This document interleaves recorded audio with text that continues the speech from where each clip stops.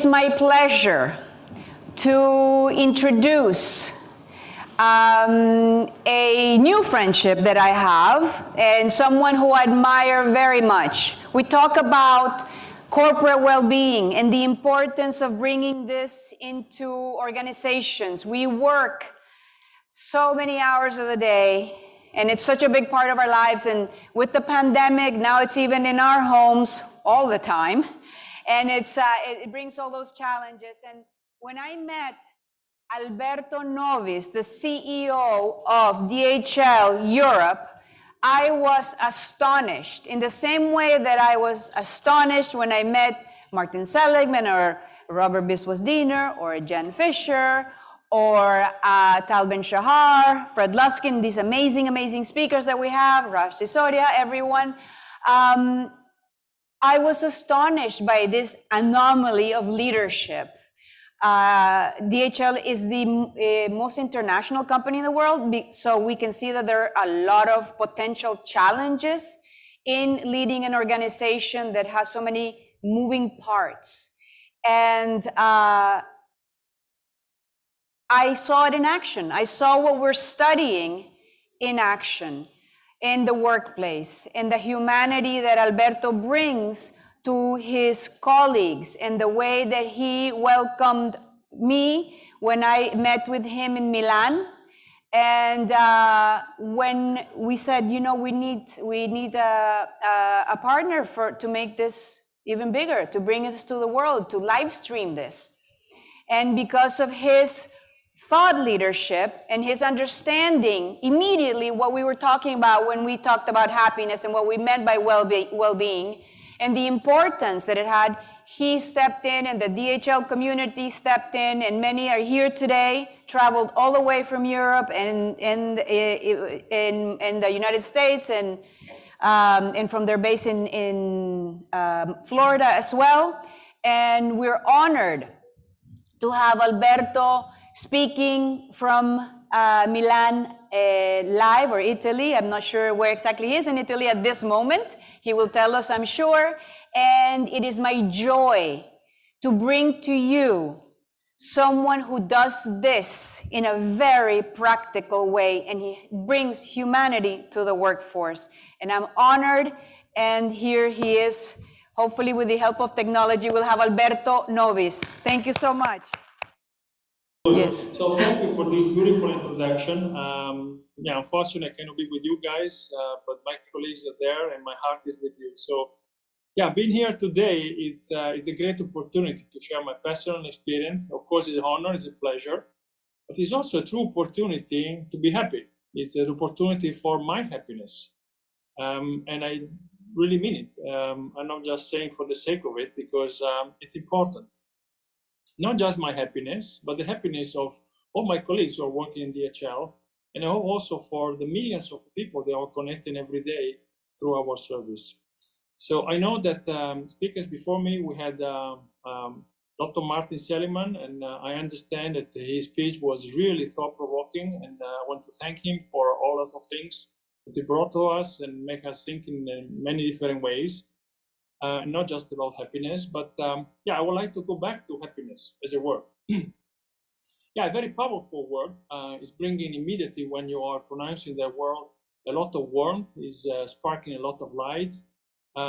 He's able to determine behaviors, to consolidate purposes, to project an horizon towards we as human beings, we can push ourselves to be better every day. And ideal horizon, but hopefully also very concrete horizon. However, happiness is a very complex word as well, because it's encompassing a lot of different nuances, a lot of different things can be said and experienced in our life about happiness, both at work and in private. So what I did to prepare for this speech, I searched for the etymology of the word. And of course, being Italian, the most meaningful word I found is felicità in my language. Felicità is starting with this root, fe, which means from the old Latin and Sanskrit and all the European languages, I generate, I make it happen, I produce. So it's connected somehow to the concept of being fertile.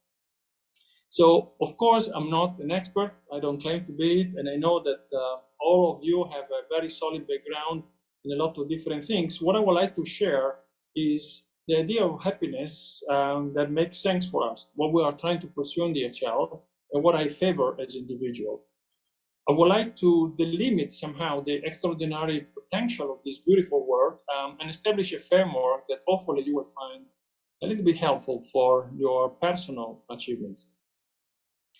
Over the years, I witnessed a very sharp evolution, actually, the concept of happiness, like many of us, I suppose, which I can summarize as the following.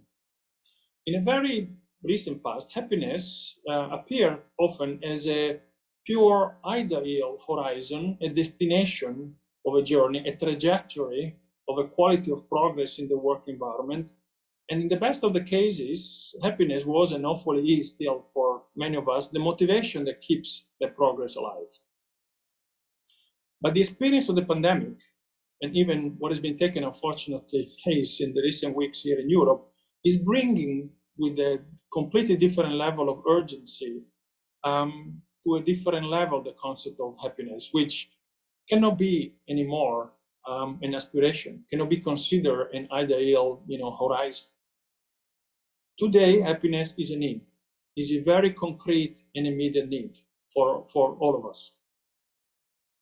If the concept of happiness is changing so fast and so profoundly, of course, myself being at the top of a company of more than 42,000 people, I need to change the way I'm considering, what I do every day, try to adapt my practice, our practice, to everyday changing world.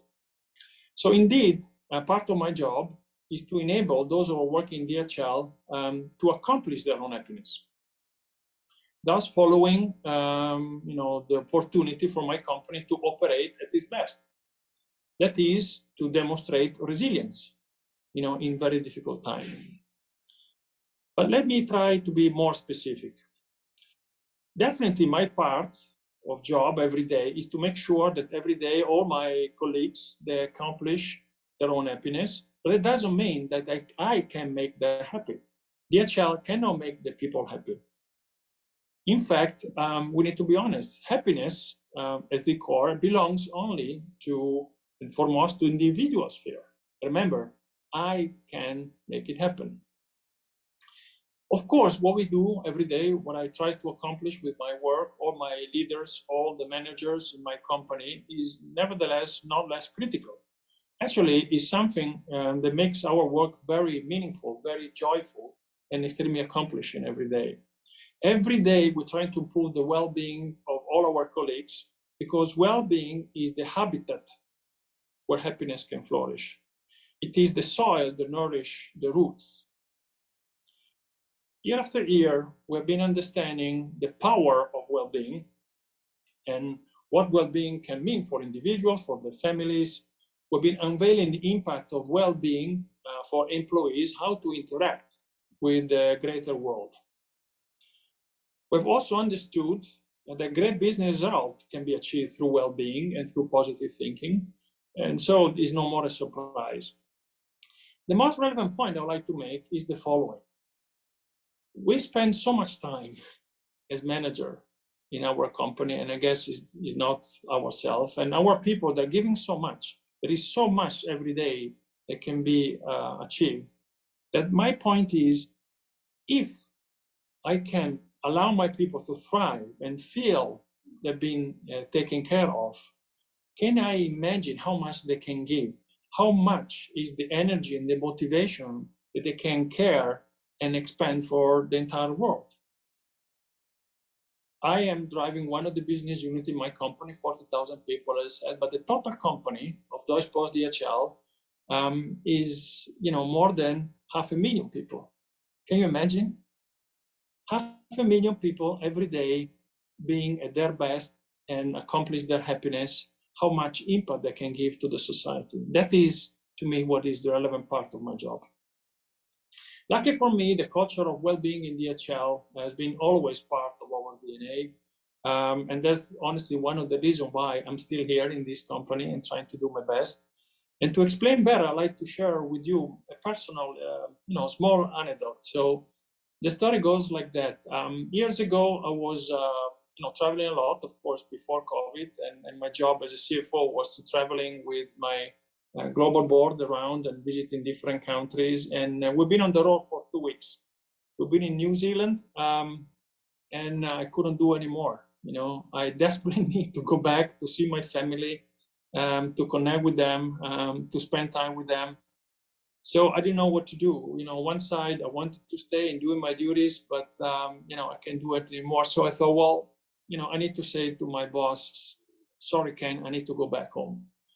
And my boss said, okay, Alberto, I understand, and I think you should go.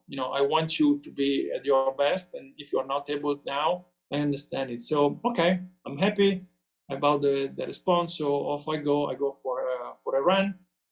I leave my telephone in the apartment, and when I come back, there are 10 unanswered calls. And to my surprise, is the boss of my boss, the CEO of DHL. So I'm very afraid. I call it back and say, okay, Frank, here I am. Sorry, I couldn't take your call, but I'm thinking about very unpleasant surprise, but it's not like that. So the answer was, Alberto, I understand that you cannot be with us, but I want to tell you, well done. You did very well. You've been courageous and honest, and I really appreciate that. And you did the right thing. To go back home is what we need to do to, regenerate ourselves. And I want to tell you, don't worry, go back and do what you think is important. So a lot of years passed by since then, since this New Zealand, trip. And what I've seen in DHL is that year after year, we have improved, developed, enhanced our concept of well-being.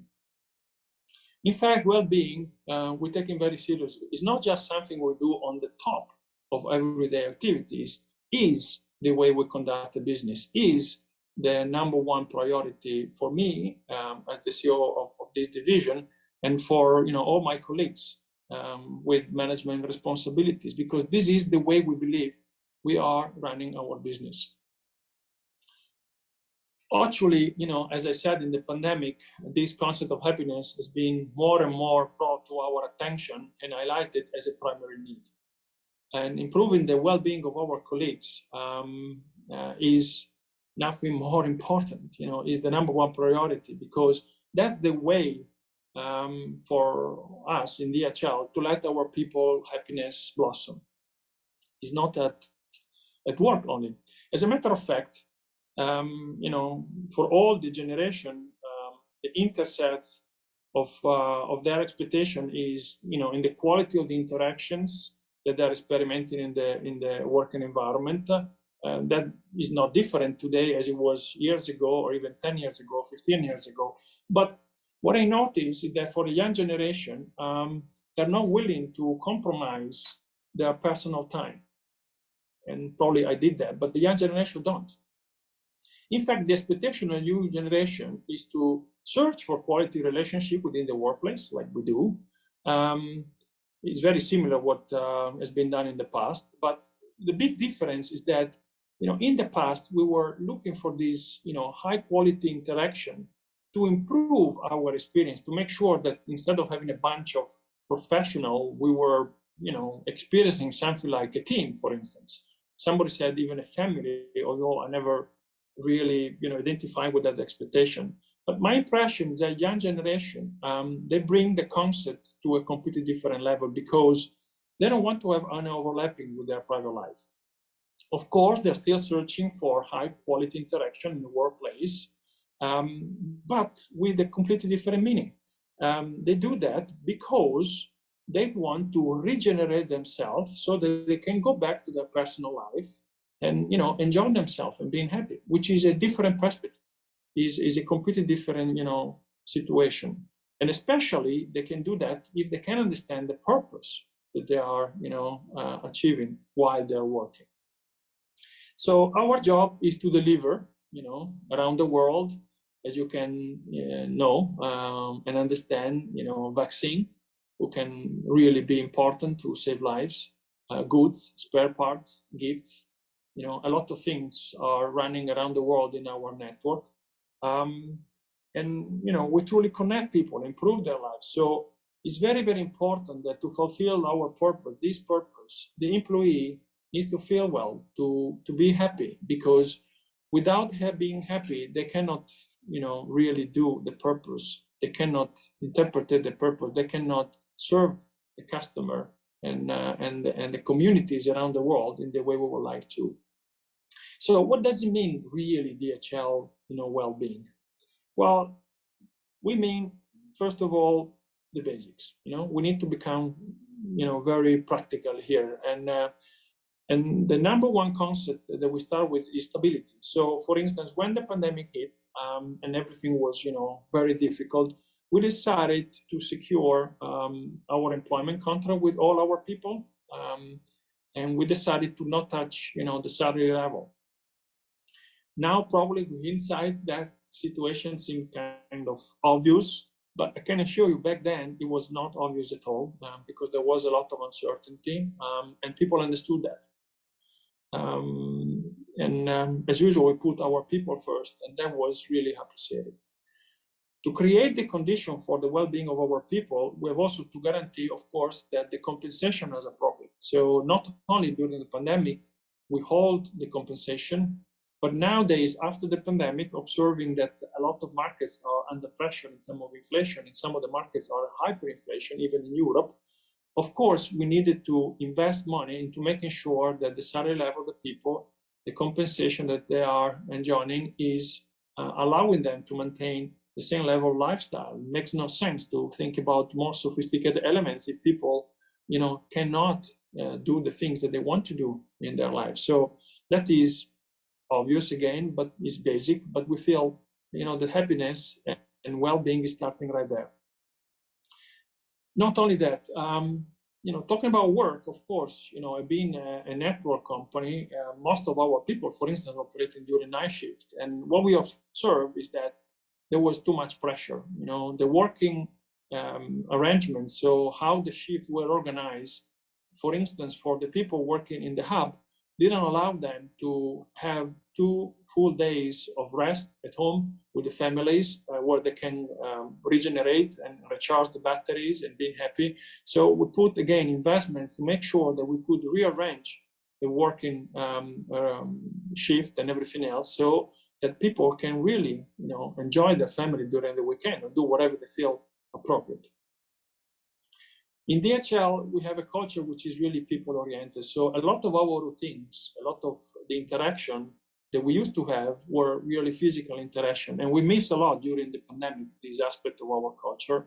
So we decided to create a very simple thing, an open Facebook, although Facebook, I understand, is for all people, but it worked pretty well for us, an open Facebook page where we were, able to get back to this concept of, being in touch, if just, from a virtual standpoint. And that was, quite important, because allow everybody to, share a lot of things.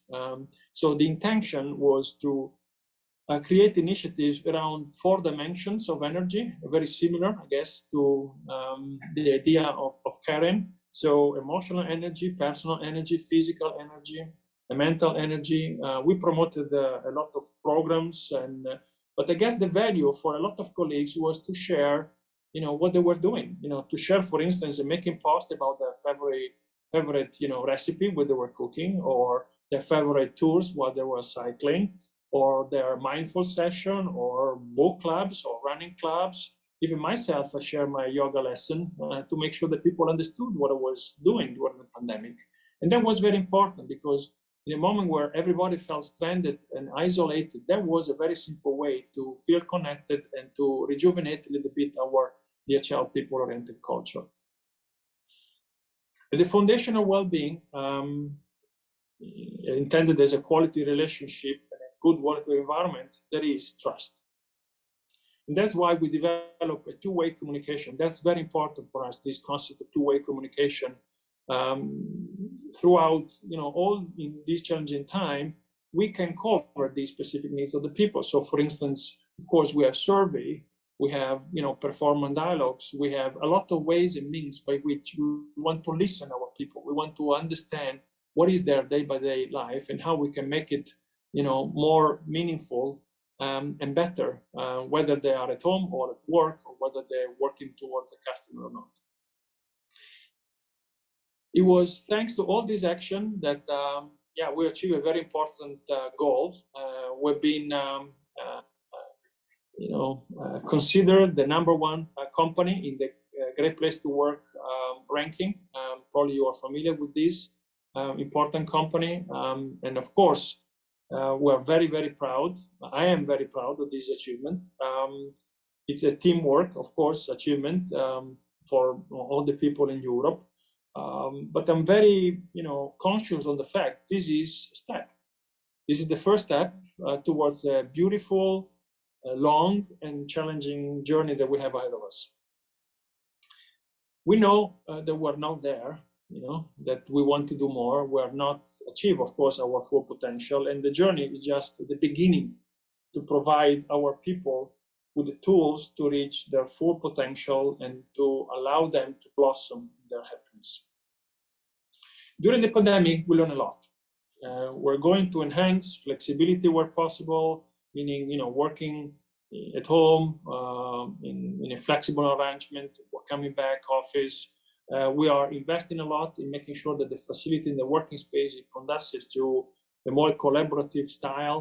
We want true connection among colleagues. We are very tired of this virtual only situation. So we're doing a lot of things, and we do it together. We do it physically in a hybrid way, and we're trying to see and understand ahead of us what's going to be the future. Behind these years, we're widening the reach of our approach and the concept of well-being, and we will definitely invest in, for instance, enhancing the platform behind Facebook, and we're going to work with a major provider to do something very professional and to structure something that is really able to connect people virtually around Europe and creating this virtual community among these 40,000 people.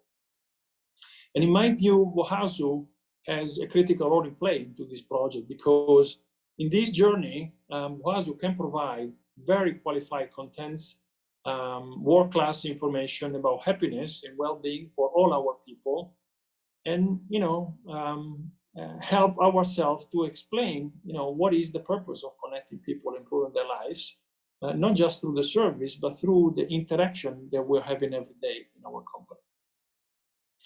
That is why, as I said at the beginning, it's a true opportunity for happiness, this opportunity of speech, for my happiness, and for all the people who are working in DHL, and hopefully for the millions of people that are connecting through our service around the world. As I said, my dream is to make 40,000 in my unit and 500,000 people happy, interacting through their work and through their service, to take care of our people and to care of the millions of people that are connected around the world. To let the flower blossom, you need to nurture the soil when it's growing. This is the idea that well-being we are pursuing in DHL, and we're trying to put in practice every day so that our people can find their own happiness as they wish. Thank you very much. Over to you, Karen. Thank you. Thank you, Alberto. Wow, isn't that amazing? Thank you so much. Now we have a couple of questions. We have like a couple of minutes. If anybody has a question for Alberto, the volunteers are having the microphones. Raise your hand, and we will be happy to, here we go in the front row, this young lady. Let's see. Okay, there we go. Yes. Hello. Could you describe how you nourish your team that's in person with like food and everything related to nourishment? Well, actually, I wasn't necessarily referring to food, but it was more like the concept of nourishing, the team. I think, my first preoccupation every day is to make sure that the climate in the team, in the company, is positive. We have a lot of challenges today. It's not just the pandemic, it's the war, it's the lack of capacity that we have around the network, is the restrictions, is the changing customer environment. There are a lot of things that are making our working life extremely challenging. And I need to start making sure that every day people feel that despite all these challenges, the climate is positive, that everybody's doing the best. And we accept, for instance, mistakes. That's a big change of our continuous improvement mentality that we're trying to apply in our operation, that we understand that mistakes are happening. The hundreds of million transactions that we're generating every year, of course, in percentage, they will generate some level of mistakes. And unfortunately, the service is not going to be perfect, and we're aware of that. And what we want to do is to learn from the mistakes. So I want people, in terms of nourishing, understand that, of course, they do their best, and if they do a mistake, I want them to learn. Nobody making a drama, and that I think is the starting point of our great day of the day. Excellent, thank you. One more question, okay? One more question over here. Hello, thank you so much for sharing your thoughts with us today. How do you as a leader imbue vulnerability as a way of leading your team? Of showing your vulnerability. It's a great question, you're right. I talk about trust, the fundamental prerequisites for the two-way communication, and as a tool to implement Wellbeing. And trust to me is nothing else than showing your vulnerability, in the sense that there is a big difference. I guess in the English terminology, you said it, it's different being authoritative versus authoritarian. So a leader is chosen by the people, is not selected by the top. You might have the ranks, or you might have the title, or you might have big chair and whatever. But what makes you a great leader is that people recognize that you're human, because human beings are prone to mistakes. So show yourself as you are, and the fact that you're making mistakes, that you have fears, and that sometimes you don't have the answer, and sometimes you apologize because you made a mistake in public, I think is all part of the leadership that we are pursuing in our company. Thank you so much, Alberto. Next time in person, we're not going to let you be virtual, because you have to share your amazing wisdom with us here, and we're very happy and glad for the time that you dedicated with us, and to everybody watching. Thank you, Alberto. Sending you a big hug from Miami.